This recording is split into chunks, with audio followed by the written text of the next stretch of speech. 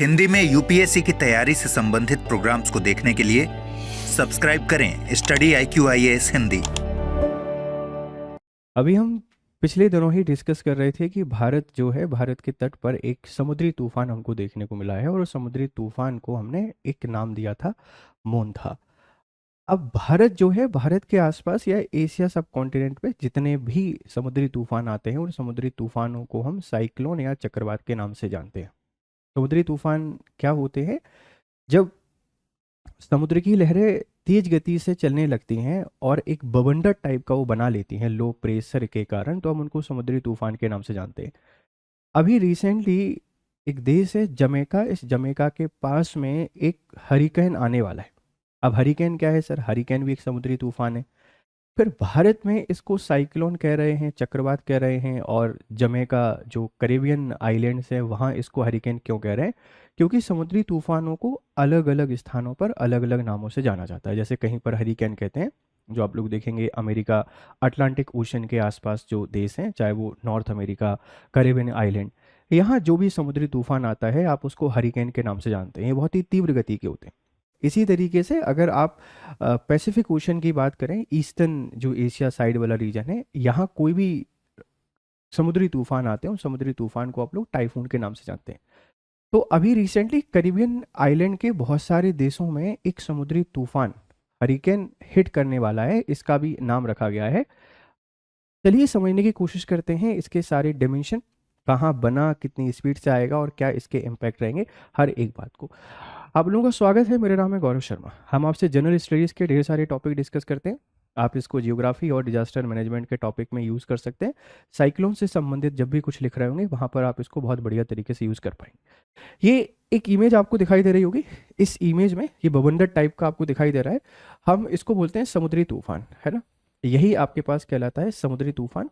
और इस समुद्री तूफान को भूगोल की भाषा में हम लोग क्या कह देते हैं? साइक्लोन कह देते हैं, चक्रवात कह देते हैं, भारत के आसपास के क्षेत्रों में समझने के लिए। लेकिन जो हमारा अटलांटिक ओशन है उसके आसपास हम इसको जानते हैं हरिकेन के नाम से। ये बीच में एक आकृति आपको दिखाई दे रही होगी। इस आकृति को आप लोग कहते हैं आई। आपसे कभी कभार पूछा जा सकता है, आप इसको कहते हैं आई या आंख कहते हैं। और सबसे अच्छी बात यह है कि जो चक्रवात होते हैं, चक्रवात बहुत ही विनाशकारी, बहुत ही बवंडरकारी होते हैं। इनके कारण विनाश ही आता है, चाहे भले कुछ भी हो। लेकिन ये भी एक बहुत शानदार कहानी है कि इसकी जो आंख होती है, इसकी जो आई होती है, ये बहुत ही शांत क्षेत्र होता है, या बवंडर या तूफान नहीं होते हैं। तो पूछा जा सकता है कि जो चक्रवात होते हैं उनके केंद्र को हम लोग क्या कहते हैं? चक्रवात की आंख या तूफान की आंख कहते हैं।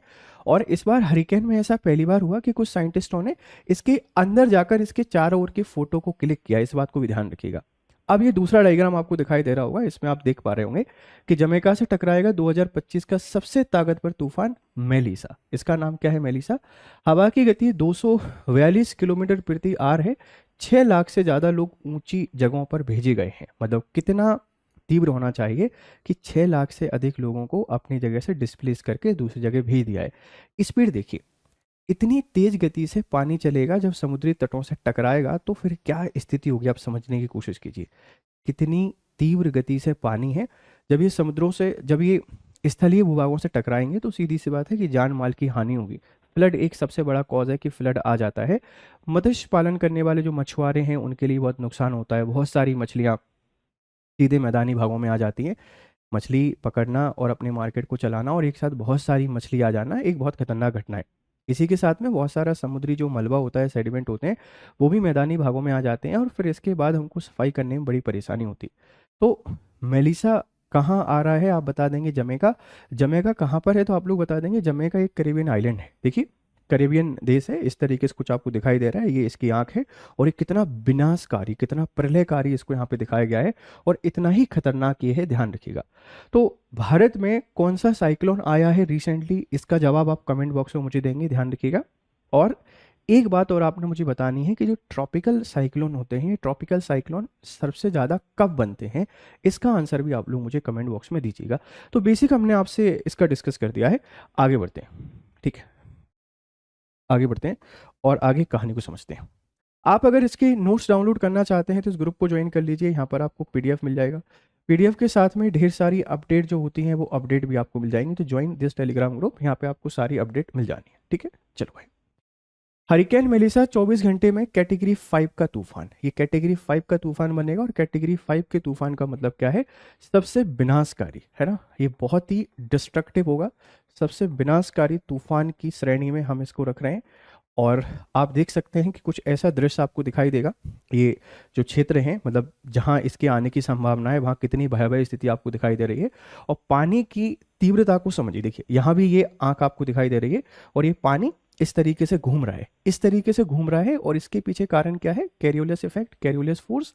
और कैरियोलिस फोर्स के कारण आप इसको देख पा रहे हैं कि इसकी गति कुछ इस तरीके की है ना, कुछ ऐसी गति आपको दिखाई दे रही है। कैरोलिस इफेक्ट के कारण हमने आपसे कल भी सवाल पूछा था कि उत्तरी गोलार्ध में इसकी दिशा क्या होती है, दक्षिणी में क्या होती है। आज फिर आपसे पूछ रहे हैं, इसका आंसर भी आप लोगों को करना है, राइट। आगे बढ़ते हैं। अब देखो, ये है हमारा जमैका, और जमैका आपको दिखाई दे रहा है, ये अटलांटिक ओशन है। अटलांटिक ओशन में ये नॉर्थ अमेरिका और साउथ अमेरिका के बीच में एक एक सागर है, जिसको आप लोग कैरिबियन सागर के नाम से जानते हैं। और यहाँ पर बहुत सारे देश हैं, आप इनको कैरिबियन आइलैंड के नाम से जानते हैं। बेसिकली कॉमनली आप इनको वेस्ट इंडीज के नाम से कह देते हैं। तो ये कहाँ हिट कर रहा है? ये यहाँ पे हिट कर रहा है। अब सिर्फ जमैका को हिट करेगा ही नहीं, इसके आसपास के जितने भी कैरिबियन आइलैंड हैं ये सबको हिट करेगा। कुछ इस तरीके से आपको दिखाई देगा, और उसके बाद कुछ ऐसा ऊपर जाके फिर ये शांत हो जाएगा, ध्यान रखिएगा, ठीक है। अब एक सवाल हो सकता है कि इसका ओरिजिन कहाँ पे हुआ है। तो कह रहे हैं कि जो ओरिजिन है ये अफ्रीका जो है, इस अफ्रीका के आसपास इसका ओरिजिन हुआ, और यहाँ से ये चलता चलता यहाँ पहुँच गया है ना। इसका जो ओरिजिन हुआ है ये अफ्रीका के आसपास हुआ है, और अब कहाँ जा रहा है आपको पता है कि ये कैरिबियन आइलैंड के जमैका से को जाके हिट करेगा। सिर्फ जमैका नहीं, और भी कई सारे देशों को हिट करेगा, बट ज़्यादा प्रभाव इसका यहाँ देखने को मिलेगा, राइट।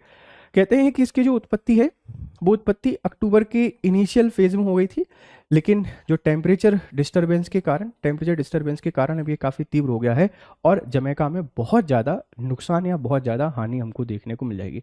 तो आपसे कोई पूछ सकता है कि इसका ओरिजिन कहाँ हुआ था? अटलांटिक ओशन में हुआ है। अटलांटिक ओशन में कहाँ पर? जो अफ्रीका है, इस अफ्रीका का है ना, जो अफ्रीका है, इस अफ्रीका के इक्वेटर के आसपास के क्षेत्र से जन्मा, और अब ये कहाँ जा रहा है? कैरिबियन आइलैंड की तरफ जाके, और वहां जब हिट करेगा मैदानी एरिया से, उसके बाद ये धीरे धीरे शांत हो जाएगा, ध्यान रखिएगा, ठीक है। देखिए, ये है आपका पूरा का पूरा जमैका।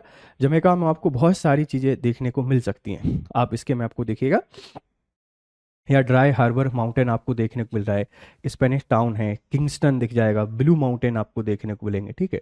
पोर्ट रॉयल यहीं पर हमको देखने को मिल जाता है, पोर्ट ऑन्टोनियो अवस्थित आपको देखने को मिलेगा। इसी के पास में डिस्कवरी बे यहीं पर है, ठीक है। सैंडी बे आपसे कोई पूछेगा तो सैंडी बे हमको देखने को मिल जाएगा यहाँ पर। ब्लैक रिवर एक जमैका की इंपॉर्टेंट रिवर है। एलिगेटर पॉन्ड हमको देखने को मिलेगा। लॉन्ग बे आपसे कोई पूछ सकता है कि लॉन्ग बे कहाँ पर है? ये कैरिबियन सी है, कैरिबियन सी के उत्तर में जमैका अवस्थित है।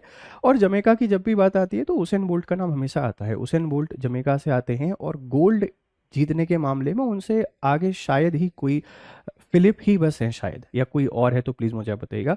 जमैका इंपॉर्टेंट है और बनाना प्रोडक्शन के लिए बहुत जाना जाता है, ध्यान रखिएगा, ठीक है।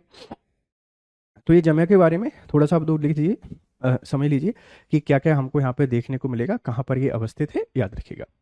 अब हरिकेन मेलिसा की बात करते हैं। हरिकेन मेलिसा 2025 का सबसे ताकतवर तूफान बन गया है। यह कैरिबियाई देश जमैका की ओर बढ़ रहा है। इससे पहले ये हैती और डोमिनिकन रिपब्लिकन में तबाही मचा चुका है। तो हैती और डोमिनिकन जो रिपब्लिकन है, इसमें तबाही मचा चुका है। अमेरिकी मौसम वैज्ञानिकों ने चेतावनी दी है कि यह तूफान विनाशकारी और जानलेवा साबित हो सकता है। मेलिसा की रफ्तार 175 मील प्रति घंटा यानी लगभग 282 किलोमीटर प्रति घंटे तक पहुंच गई है। काफ़ी तीव्र गति से ये आगे बढ़ रहा है, और इतनी तीव्र गति से अगर ये तटीय क्षेत्रों से टकराएगा तो सीधी सी बात है कि विनाश तो हमको देखने को मिलेगा ही मिलेगा, ठीक है। कैटेगरी 5 के तूफान को हरिकेन की सबसे खतरनाक श्रेणी माना जाता है। कैटेगरी 5 में है कैटेगरी 1, 2, 3, 4 और 5। सबसे खतरनाक, सबसे डिस्ट्रक्टिव, सबसे विनाशकारी श्रेणी में इसको रखा गया है। इसमें हवाओं की रफ्तार 252 किलोमीटर प्रति घंटा यानी 157 मील प्रति घंटा से ज़्यादा होती है। आपसे कोई पूछ सकता है कि कैटेगरी 5 के जो तूफान होते हैं, कैटेगरी 5 के जो साइक्लोन होते हैं, उनमें हवा की जो गति होती है, हवा की स्पीड होती है, कितनी होती है? आप बता देंगे 252 किलोमीटर प्रति घंटा। इनकी हवा इतनी तेज होती है कि मजबूत कंक्रीट की इमारतें भी क्षतिग्रस्त हो सकती हैं, पेड़ उखड़ जाते हैं, बिजली और कम्युनिकेशन सिस्टम पूरी तरीके से ठप हो जाता है। सोचिए कितनी तेज होते होंगे। पेड़ उखड़ जाते हैं, जिनको उखाड़ना बहुत आसान नहीं है। बिजली और कम्युनिकेशन सिस्टम पूरी तरीके से ठप हो जाते हैं। तो इसीलिए जितने भी प्रिकॉशन अपनाए जा सकते हैं, क्योंकि आजकल हमारे वेदर अलर्ट सिस्टम काफ़ी अच्छे हो गए हैं, उसके कारण हम जितना लॉस कम कर सकते हैं हमको कम करना चाहिए और प्रिपेयर्ड रहना चाहिए आफ्टर इफेक्ट उस जो परेशानी उस परेशानी को जल्द से जल्द दूर करने की। अब ये आ तो रहा है, आप इसको रोक तो सकते नहीं है, चाहे कुछ भी हो जाए, क्योंकि ज्योग्राफिकल फेनोमेना है। हाँ, एक तरीका हो सकता है कि तटवर्ती जो एरियाज होते हैं आप वहाँ पे बहुत ज़्यादा मैंग्रोव फॉरेस्ट को लगा दें, पर इतनी तेज स्पीड के कारण मैंग्रोव फॉरेस्ट को भी पार करके मैदानी भागों में आ जाएंगे, ध्यान रखिएगा। तो जमैका पे पहुंच रहा है, कैटेगरी 5 का हमने इसको माना है, और कैटेगरी 5 के जो होते हैं उनकी स्पीड कितनी होती है ये बात भी आप समझ गए होंगे यहाँ पर। पश्चिमी अफ्रीकी तट से उठी गर्म हवा से बना तूफान है। अगर इसके ओरिजिन या इसकी उत्पत्ति की आपसे कोई बात करेगा तो हरिकेन मेलिसा 2025 के अटलांटिक तूफान सीजन का 5वां हरिकेन है। 2025 के अटलांटिक तूफान सीजन का 5वां तूफान है। ये अक्टूबर की शुरुआत में पश्चिमी अफ्रीका के तट से उठी एक ट्रॉपिकल वेव यानी गर्म और नम हवा की लहर से बना, जो धीरे धीरे ताकत पकड़ते हुए अटलांटिक महासागर में आगे बढ़ गया है। तो जो पश्चिमी अफ्रीका है, इस पश्चिमी अफ्रीका के तट पर ये बना। और आप सबको पता है कि साइक्लोन बनते कब है, जब बहुत अधिक तापमान हो जाता है, तो अधिक तापमान के कारण हवाएं गर्म होकर ऊपर उठना शुरू कर देती हैं। जब और अधिक तापमान बढ़ जाता है तो उसके कारण हवाएं बहुत तीव्र गति से ऊपर उठने लगती हैं, उसके कारण एक भंवर टाइप की धारा बन जाती है, और जो आसपास की ठंडी हवा है वो इसको भरने के लिए आती है और गर्म होकर ऊपर उठती है। अब ये हमेशा आप सबको पता है कि इनकी डायरेक्शन जो है पश्चिम की तरफ आगे बढ़ना शुरू हो जाते हैं। तो ये इधर जा रहा है, यहाँ से ओरिजिन से पश्चिम की तरफ जाता जा रहा है, जाता जा रहा है, जाता जा रहा है, और जमैका से जाके टकराएगा। ठीक है, ध्यान रखिएगा। हमने साइक्लोन के बारे में पढ़ा हुआ है कि साइक्लोन लो प्रेशर जोन होते हैं। लो प्रेशर, जब सेंटर में लो प्रेशर होता है तो आसपास की हवाएं इसको भरने के लिए आती हैं, भरने के लिए आती हैं, तो ऐसी स्थिति यहाँ देखने को मिल जाती है, बहुत ही खतरनाक।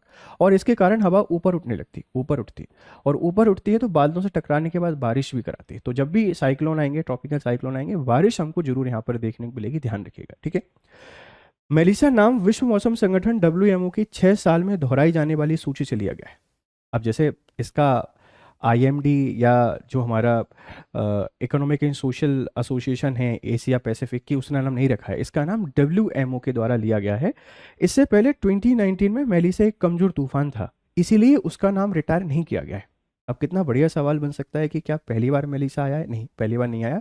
इससे पहले 2019 में भी मेलिसा आया था, लेकिन काफ़ी कमज़ोर था, इसीलिए इस नाम को रिटायर नहीं किया गया है। लेकिन अब ये काफ़ी तीव्र आ गया है, इसके बहुत विनाशकारी आ गया है, तो अब जो मेलिसा नाम है ये रिटायर हो जाएगा। इस बात को ध्यान रखिएगा। अभी कहाँ आया है और पहले कब आया था ये भी ध्यान रखना है हमको। टाइफून, हरिकेन और टार्नेडो में क्या अंतर है, ये हर किसी के मन में चलता है। एक टाइफून होते हैं, हरिकेन होते हैं और टार्नेडो होते हैं, इनमें क्या अंतर है? देखो, हरिकेन आम स्टॉर्म से ज़्यादा खतरनाक होते हैं। हरिकेन, साइक्लोन और टाइफून तीनों एक ही चीज़ होते हैं। अगर बेसिकली आपसे कोई बात करे कि हरिकेन, साइक्लोन और टाइफून ये तीनों एक ही चीज़ हैं, एक ही शब्द है, ध्यान रखिएगा। दुनिया भर में साइक्लोन को अलग अलग नाम से बुलाया जाता है। जैसे उत्तरी अमेरिका और कैरिबियन आइलैंड में बनने वाले साइक्लोन को हरिकेन कहते हैं, जो चक्रवात होता है उत्तरी अमेरिका और कैरिबियन आइलैंड में, मतलब अटलांटिक ओशियन में जो बन रहे होते हैं, आप उनको किस नाम से जानते हैं? हरिकेन के नाम से जानते हैं। ठीक है, इस बात को ध्यान रखिएगा। फिलीपींस, जापान और चीन में आने वाले साइक्लोन को हम लोग टाइफून कहते हैं, मतलब ये टाइफून के नाम से जाने जाते हैं, ध्यान रखिएगा। ऑस्ट्रेलिया और हिंद महासागर यानी भारत के आसपास में आने वाले तूफानों को आप साइक्लोन कहते हैं। ठीक है, तो आप इनको साइक्लोन के नाम से जानते हैं, इस बात को थोड़ा सा ध्यान रखिएगा। तो टाइफून, हरिकोन और साइक्लोन, इसको बेटा साइक्लोन लिखना है। इसमें क्या अंतर है, ये बेसिक अंतर आपको समझ में आ गया होगा कि स्थान के आधार पर इनका नाम अलग अलग यहाँ पर किया गया है, ध्यान रखिएगा। आगे बढ़ते हैं, थोड़ा सा और समझते हैं। समुद्रों के लिहाज से देखें तो अटलांटिक और उत्तरी पश्चिमी महासागरों में बनने वाले साइक्लोन को हरिकेन कहते हैं। जो अटलांटिक है और उत्तर पश्चिमी महासागर हैं, इनको आप लोग क्या कहते हैं? आप इनको हरिकेन कहते हैं। उत्तर पश्चिमी प्रशांत महासागर में बनने वाले तूफान को टाइफून कहते हैं। उत्तर पश्चिमी जो प्रशांत महासागर है, यहाँ पर बनने वाले तूफान को आप टाइफून कहते हैं। और दक्षिणी प्रशांत महासागर और हिंद महासागर में बनने वाले तूफान को आप लोग साइक्लोन कहते हैं। तो बेसिकली है ये समुद्री तूफान, इनको अलग अलग जगहों पर अलग अलग नाम दिया गया है, कॉन्टिनेंट के हिसाब से, ओशन के हिसाब से, दोनों तरीके से आपको समझ में आ गया होगा। ठीक है, अब देखो, हवा की स्पीड से तय होता है कि कौन सा साइक्लोन कितना खतरनाक है। कैटेगरी, हवा की स्पीड, किलोमीटर और घंटे। अब देखो, एक अगर आपसे कोई पूछे कि जो एक कैटेगरी में हमने रखा हुआ है, इनसे जो असर है इसका कम असर होता है, 119 से लेके 153 किलोमीटर प्रति घंटे की स्पीड से आते हैं। हमने फिर दो कैटेगरी, इनका प्रभाव थोड़ा मध्यम होगा। ये 154 से 177 किलोमीटर प्रति घंटे की स्पीड से यहाँ पे क्या चलती है, हवा चलती है। तीसरी कैटेगरी ये 178 से लेकर 210 किलोमीटर प्रति घंटे की स्पीड से चलती है और इनका जो असर है थोड़ा सा ज़्यादा होता है। मतलब अब देखो, दूसरे से तीसरी कैटेगरी में तो ज़्यादा होगा ही होगा। आप खुद सोचने की कोशिश कीजिए कि अगर 178 से 200 किलोमीटर प्रति घंटे की स्पीड से अगर जो समुद्री पवनें हैं ये तटवर्ती क्षेत्रों से टकराएंगी तो ये कितनी खतरनाक होंगी। ये दीवार सबको तोड़ सकती हैं, पेड़ों को उखाड़ सकती हैं, तो इनका असर ज़्यादा होता है, जान माल की ज़्यादा हानि होती है। फिर चौथा, बहुत ज़्यादा 211 से लेकर 250 किलोमीटर प्रति घंटे की स्पीड से जब हवाएं चलती हैं। और फिर हमको देखने को मिलेगा पांचवा विनाशकारी 250 से ज़्यादा। तो जो मेलिसा है, इस मेलिसा को आपने किस में रखा है, मेलिसा को हमने 5 कैटेगरी के उसमें रखा है तूफान में, इस बात को ध्यान रखिएगा। तो ये वर्गीकरण आपसे कोई पूछ सकता है कि इनकी गति के आधार पर इनका वर्गीकरण कर दीजिए और साथ में इनका प्रभाव भी लिख दीजिए कि क्या इनका प्रभाव होता है, तो आप लोग आसानी से मेंस में आंसर राइटिंग कर पाएंगे। ठीक है। अब 2025 के टॉप 5 शक्तिशाली तूफान की अगर आपसे कोई बात करेगा तो हरिकेन मोलिसा ये 282 किलोमीटर, मतलब लगभग ये 300 किलोमीटर प्रति घंटे की स्पीड से आ रहा है और ये सबसे खतरनाक माना गया है, जमैका में पहुंचा है, ध्यान रखना।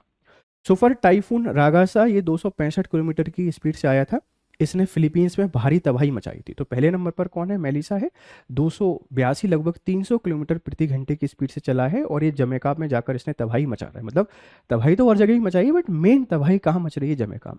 इसी तरीके से रागासा ने सिर्फ फिलीपींस में नहीं लेकिन मेन जो डिस्ट्रक्शन किया कहाँ पर, फिलीपींस में किया। फिर आ जाता है हैरिकेन एरिन।